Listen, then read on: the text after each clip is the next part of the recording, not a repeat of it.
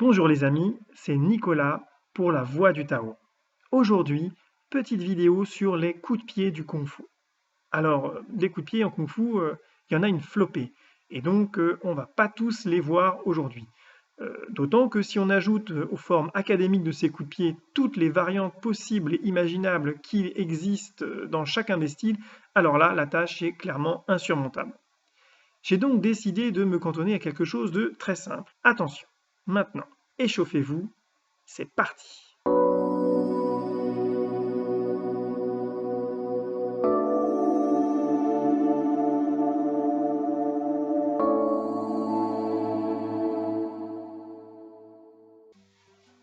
Le coup de pied latéral, en chinois, ce ti tui. Alors, démonstration.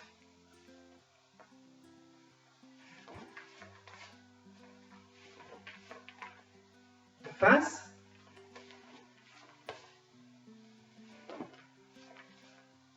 Bien. Il s'agit d'un coup de pied qui frappe au niveau de la ligne centrale. C'est un coup de pied pénétrant.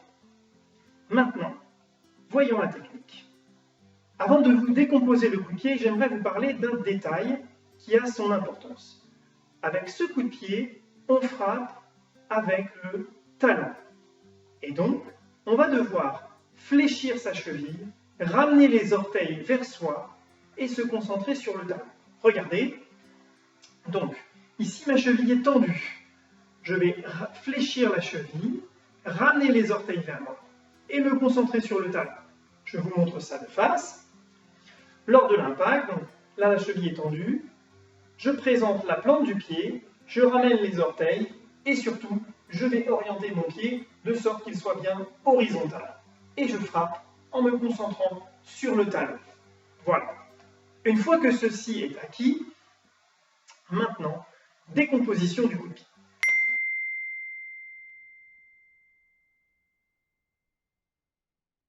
Je frappe avec la jambe arrière.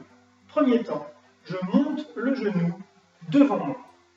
Deuxième temps, je pivote sur mon pied d'appui. Troisième temps, je tends ma jambe en frappant avec le talon. Quatrième temps, je ramène talon-fesse.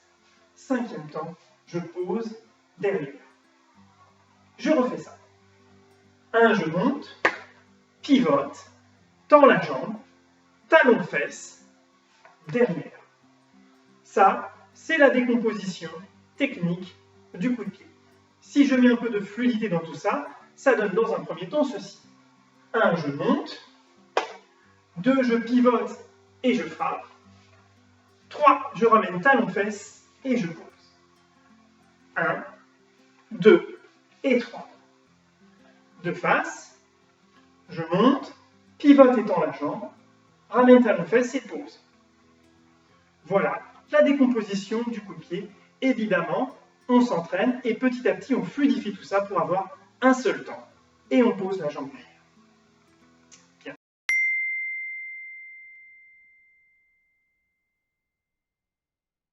Tout d'abord, un petit détail.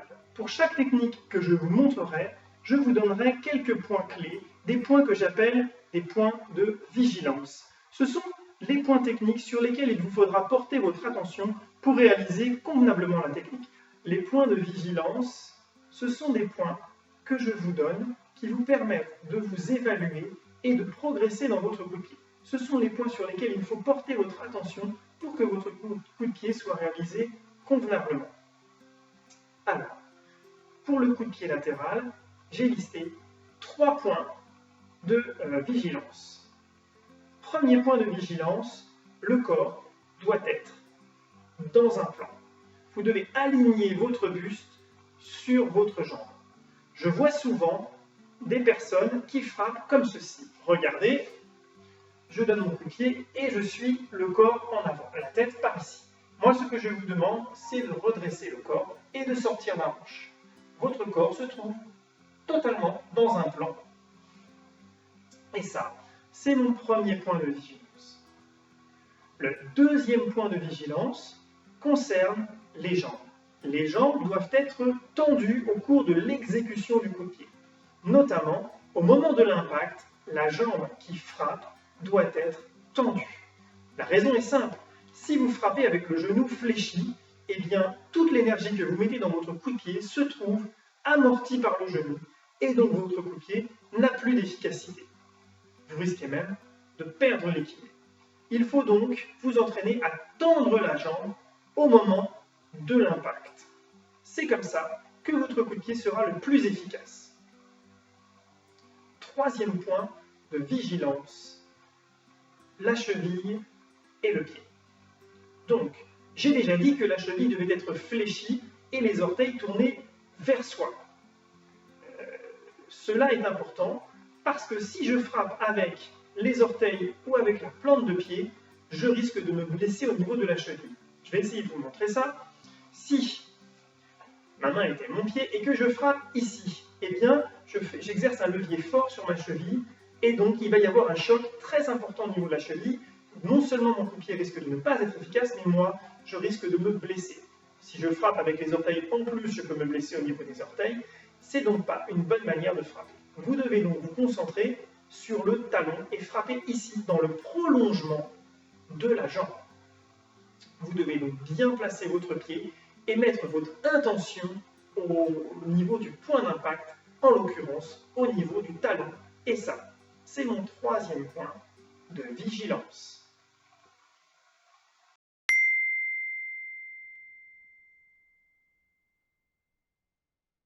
Pour conclure, un dernier détail, je n'ai pas parlé pour ce coup de pied de la hauteur à laquelle vous allez frapper.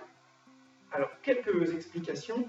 Tout d'abord, la hauteur à laquelle vous frappez dépend largement de votre souplesse. Effectivement, plus vous êtes souple, plus vous avez la capacité de frapper haut. Après, reste à voir si c'est toujours très intéressant de frapper haut, et à mon avis, ce n'est pas toujours le cas. Sachez que ce qui est important pour réaliser le coup de pied convenablement, ce n'est pas la hauteur à laquelle vous le réalisez, mais le fait que la jambe soit tendue et que le coup de pied soit efficace. Ainsi, avec ce coup de pied, on peut frapper depuis les genoux jusqu'au visage. Alors, ce qui peut être bien, c'est d'arriver à frapper au niveau du ventre. Là, vous avez une frappe efficace et disons qui demande un minimum de souplesse.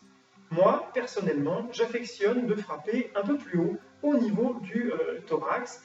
Pourquoi? Parce que là, la frappe est dévastatrice, d'une part, et d'autre part, elle est difficile à bloquer, puisqu'un peu trop haute pour être abaissée et un peu trop basse pour être relevée. Voilà. Après, on peut frapper plus haut, on peut frapper en tête, mais il faut savoir que plus on frappe haut, plus on se met soi-même en danger. Évidemment, si on attrape la jambe de quelqu'un qui a frappé haut, alors il est en mauvaise posture. Voilà. Il n'y a donc pas, à mon sens, de normes pour frapper en termes de hauteur. Vous frappez en fonction de vos capacités et vous donnez votre coup de pied en fonction de votre style de combat. Voilà.